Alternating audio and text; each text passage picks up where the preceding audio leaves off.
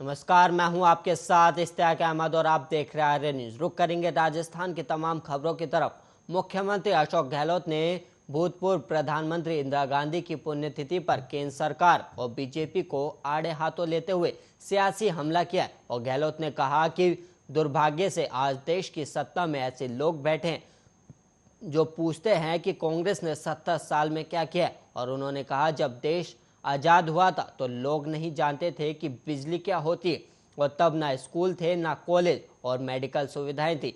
और आधुनिक भारत, आधुनिक राजस्थान और आधुनिक जयपुर कांग्रेस की देन है। और इंदिरा गांधी और कांग्रेस के महान नेताओं ने देश की एकता और अखंडता के लिए अपना बलिदान किया है। और उन्होंने आगे कहा कि कांग्रेस की विचारधारा ही देश की विचारधारा है। और मुख्यमंत्री अशोक गहलोत ने भूतपूर्व प्रधानमंत्री इंदिरा गांधी की पुण्यतिथि पर जयपुर के जलेब चौक से निकाली गई इंदिरा रन फॉर वुमेन और बाइल रैली को सीएमआर से वर्चुअल हरी झंडी दिखाकर रवाना किया। और इन रन में 2000 महिलाओं, गर्ल्स और स्टूडेंट ने हिस्सा लिया है। और गहलोत ने इस दौरान संबोधन में कहा कि कांग्रेस के महान नेताओं ने देश को एक और अखंड रखा। और गहलोत ने आधुनिक भारत, आधुनिक राजस्थान और आधुनिक जयपुर को कांग्रेस की देन बताते हुए बीजेपी की ओर से पिछले 70 सालों का हिसाब मांगने पर निशाना साधते हुए कहा कि दुर्भाग्य से ऐसे लोग देश की सत्ता में आ गए हैं जो तो पूछते हैं कि 70 सालों में कांग्रेस ने क्या किया। और उन्होंने कहा कि देश जब आज़ाद हुआ था तब लोग ये नहीं जानते थे कि बिजली क्या होती है, और तब ना स्कूल थे, ना कॉलेज और ना मेडिकल सुविधाएं थी। और गहलोत ने कहा कि इंदिरा गांधी ने पाकिस्तान के 2 टुकड़े करके एक अलग देश बांग्लादेश बना दिया। तब करोड़ों शरणार्थी भारत आए, जिन्हें शरणार्थी कैंपों में ठहराया गया और वहाँ मुझे भी सेवा का काम करने का मौका मिला है। और इंदिरा गांधी ने खालिस्तान नहीं बनने दिया और वो खुद बलिदान हो गई। लेकिन जैसा उन्होंने कहा था कि उनके खून का एक एक कतरा देश के काम आया। और उन्होंने कहा कि मृत्यु से एक दिन पहले उन्हें आभास हो गया था। तभी उन्होंने उड़ीसा में कहा था कि चाहे मेरी जान भी चली जाए, मैं परवाह नहीं करूंगी।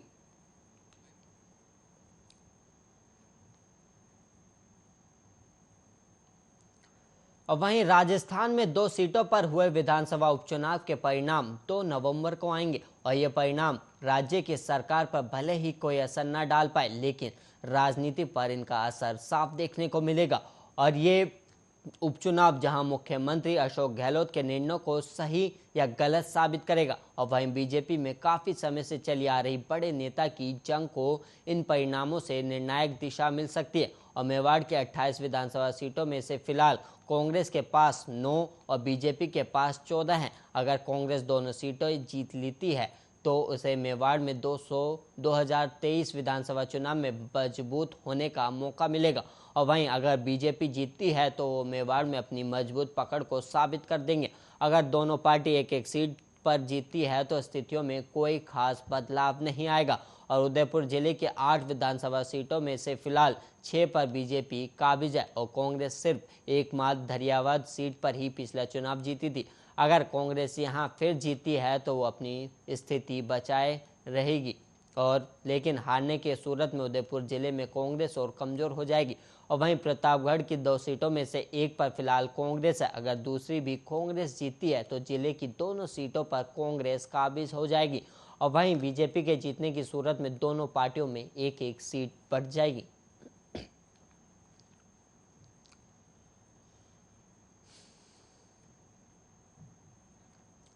वहीं राजस्थान में 2 विधानसभा सीटों पर हुए उपचुनाव में वल्लभनगर सीट कांग्रेस जीत रही और बीजेपी के लिए मजबूत मानी जाने वाली धरियावाद सीट पर बीजेपी और कांग्रेस के बीच कांटे की टक्कर है। अगर यहां बीजेपी जीतती भी है तो मार्जिन पिछले चुनावों की तुलना में काफी घट जाएगा। और बीजेपी के नेता भी इस सीट को लेकर स्पष्ट बात नहीं कह पा रहे हैं। और उपचुनाव के बाद दोनों सीटों पर एग्जिट पोल कराया गया तो सामने आया कि वल्लभनगर में चौतरफा मुकाबले और सहानुभूति के चलते ये सीट कांग्रेस के पक्ष में जाती दिख रही है। और वहीं धरियावाद में कांटे की टक्कर बनी हुई है और ये भी तय है कि दोनों ही सीटों पर हार जीत का मार्जिन काफी कम रहेगा। और वहीं वल्लभनगर में ये 3 से 5,000 तो धरियावाद में ये 5 से 8,000 के बीच रह सकता है। और वहीं धरियावाद में विधानसभा चुनाव में बीजेपी प्रत्याशी गौतम लाल मीणा 23,000 मतों से जीते थे और इनकी मौत के बाद ये सीट खाली हुई थी। और वहीं वल्लभनगर में 3700 मत से कांग्रेस के गजेंद्र सिंह शेखावत ने जनता सेना के रणधीर सिंह बिंडर को हराया था। और वल्लभनगर में कांग्रेस का प्रति शेखावत को टिकट देने का फैसला सही साबित होता नजर आ रहा है। और वहीं उदयलाल ढांगी को बीजेपी से टिकट नहीं देने का फैसला पार्टी के लिए नुकसानदायक साबित होता दिख रहा है।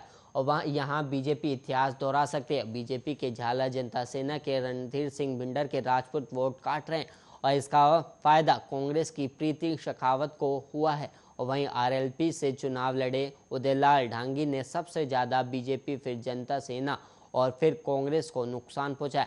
और इधर पूर्व विधायक गजेंद्र सिंह शेखावत के निधन से बनी सहानुभूति और उनके विधायक बनने से लेकर अब तक हुए कुछ बड़े कामों का फायदा प्रीति शेखावत को मिलता दिख रहा है। और यहाँ सरकार बनने के बाद से अब तक वल्लभनगर का पंचायत समिति बनना, भिंडर में गर्ल्स कॉलेज शुरू होना और वल्लभनगर में सैटेलाइट अस्पताल शुरू होना वो बड़े काम हैं जिन्होंने जनता को प्रभावित किया है। और वहीं पानी की समस्या का स्थायी समाधान नहीं होने के चलते थोड़ी नाराजगी भी है।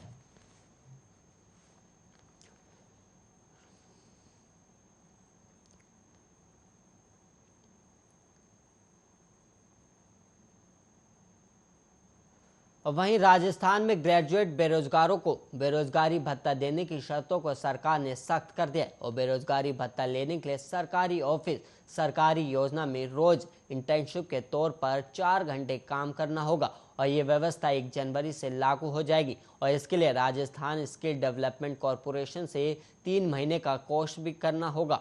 और वहीं इसके बिना भत्ता नहीं मिलेगा। जो बेरोजगार युवा पहले से भत्ता ले रहे उन्हें भी 1 जनवरी से पहले ये कोर्स और इंटर्नशिप करनी होगी। और अभी बेरोजगार युवाओं को घर बैठे ही भत्ता मिल रहा था। और पुरुष बेरोजगार को हर महीने 4,000 और महिला बेरोजगार को 4,500 रुपये भत्ता मिल रहा है। इसके लिए ग्रेजुएट होने, परिवार की सालाना आय 2 लाख से कम होने की शर्त है। और अब नई शर्त जोड़कर इस योजना में बदलाव किया गया। और श्रम, नियोजन और रोजगार विभाग ने मुख्यमंत्री युवा संबल योजना के प्रावधान बदलने के आदेश जारी कर दिए। और ये प्रावधान 1 जनवरी से लागू होंगे। और सामान्य वर्ग के बेरोजगारों को 30 साल तक और आरक्षित वर्ग के बेरोजगारों को 35 साल तक की उम्र तक ही बेरोजगार भत्ता देने का प्रावधान है। और वहीं एक ही परिवार में केवल 2 ही बेरोजगारों को भत्ता देने का नियम है। और वहीं प्राइवेट या सरकारी नौकरी लगते ही भत्ता बंद कर दिया जाता है और किसी भी तरह की गलत जानकारी देने पर मुकदमा दर्ज कराया जाता है। और वहीं मंदिर में सेवा कार्य के लिए आने वाली एक 28 साल की युवती ने पुजारी पर दुष्कर्म का आरोप लगाया। और ये काम पुजारी ने मंदिर की छत पर बने कमरे में किया। और युवती ने घटना 3 महीने पुरानी बताई। और युवती के परिजनों ने बताया कि उन्हें रेप के बारे में तब पता चला जब शनिवार को युवती के गर्भवती होने की बात सामने आई।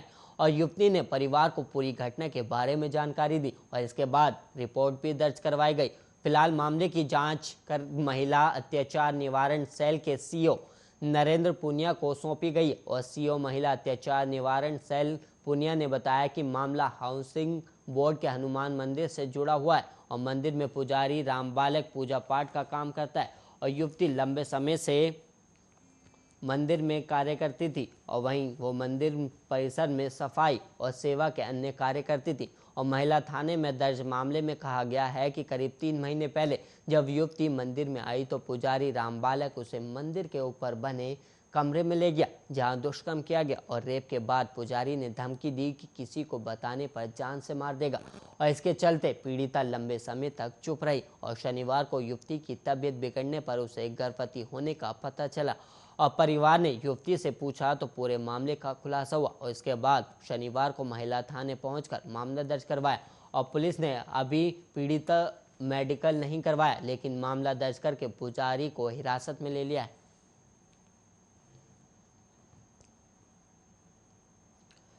और वहीं राजस्थान के झालावाड़ जिले से एक ऐसी घटना सामने आ रही है जिसने इलाके में हलचल मचा दी। और गोवाड़ी गांव के जंगल में शुक्रवार को विवाहिता की पेड़ पर लटकी हुई डेड बॉडी मिलने से इलाके में सनसनी फैल गई है। और सूचना मिलने पर मौके पर पहुंची पुलिस और विवाहिता की संदिग्ध अवस्था में मौत का मामला दर्ज कर जांच शुरू कर दी और झालावाड़ जिले के दांगीपुरा थाना क्षेत्र में 22 वर्षीय विवाहिता मायके में जंगल के पेड़ पर फंदे पर लटकी मिलने से सनसनी फैल गई और पुलिस ने संदिग्ध अवस्था में मौत का मामला दर्ज किया। और वहीं थानाधिकारी गुमान सिंह ने बताया कि थाना क्षेत्र के गुवाड़ी गांव में कांतिबाई की बेटी हरचंद तंवर गुरुवार सुबह 9 बजे के लगभग जानवरों के लिए चारा लेने गई थी, लेकिन काफ़ी समय तक नहीं लौटी तो उसकी तलाशी की गई और तलाशी के दौरान गांव के जंगलों में पेड़ पर फंदे से लटकी हुई नजर आई और मृतका रक्षाबंधन पर मायके आई हुई थी और तब से यहीं पर थी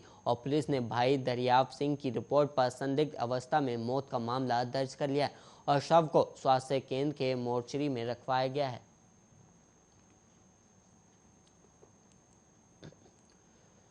वहीं उदयपुर जिले के बावलवाड़ा थाना क्षेत्र के कातरवास गांव में घर में घुसकर 2 बदमाशों ने एक महिला की हत्या कर दी और घर में पानी पीने के बहाने अंदर घुसे बदमाशों ने महिला पर धारदार हथियार से हमला कर दिया और महिला ने मौके पर ही दम तोड़ दिया और हमले के दौरान मृतका की बेटी भी उसके साथ थी और उसे भी चाकू लगने से हल्की चोटें आई और सूचना पर पहुंची पुलिस मौका मुआयना कर कार्रवाई शुरू की है और प्राथमिक तौर पर आपसी विवाद के चलते हत्या की बात भी सामने आई और घटना कातरवास में मेघवाल बस्ती की है, जहां अलसुबह करीब 4 बजे 2 बदमाशों ने घर का दरवाजा खटखटाया और इसके बाद उठकर बाहर गई रमीला मेघवाल से दोनों युवकों ने रास्ता भटक कर गाँव में आने की बात कही और पानी मांगा।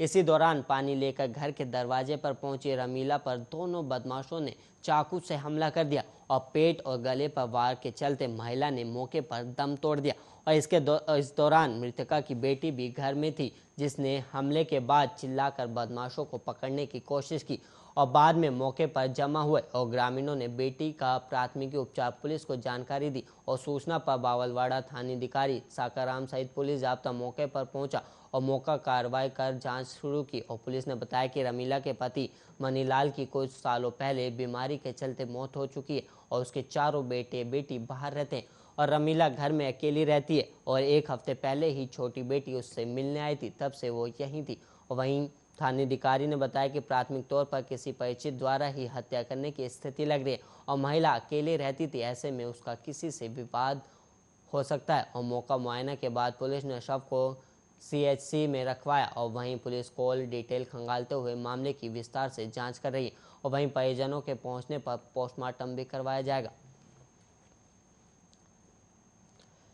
और वहीं इंडियन ऑयल फेम राजस्थान के सवाई भाट के सिंगिंग डेब्यू सॉन्ग सांसें और दूसरे सॉन्ग ओ सजना की तरह ही अब उनका तीसरा गाना मौजूद है तू मेरी रग रग में भी जमकर धूम मच रहा है और फैंस ने उनके गाने को जबरदस्त प्यार दिया है और रिलीज के बाद 3 दिन में ही इसे यूट्यूब पर 35 लाख से ज़्यादा लोग देख चुके हैं और ये टॉप म्यूजिक में भी ट्रेंड कर रहा है और अभी ये 9वें नंबर पर है और सवाई को फेमस म्यूजिक डायरेक्टर, सिंगर और एक्टर हिमेश रेशमिया के एल्बम हिमेश दिल से के गाने मौजूद है तू मेरी रग रग में से तीसरी बार सिंगिंग का मौका मिला है और सवाई ने हिमेश रेशमिया के एल्बम हिमेश दिल से में अपने तीसरे गाने मौजूद हैं तू मेरी रग रग में को गाया है और इसे गुरुवार को रिलीज़ किया गया था और इस गाने को सवाई के फैंस बहुत ज़्यादा पसंद कर रहे हैं और उन्होंने लिखा कि सवाई बहुत आगे जाएगा और पक्का, क्योंकि उनकी आवाज़ में वो दर्द है जो दिल में उतर जाए।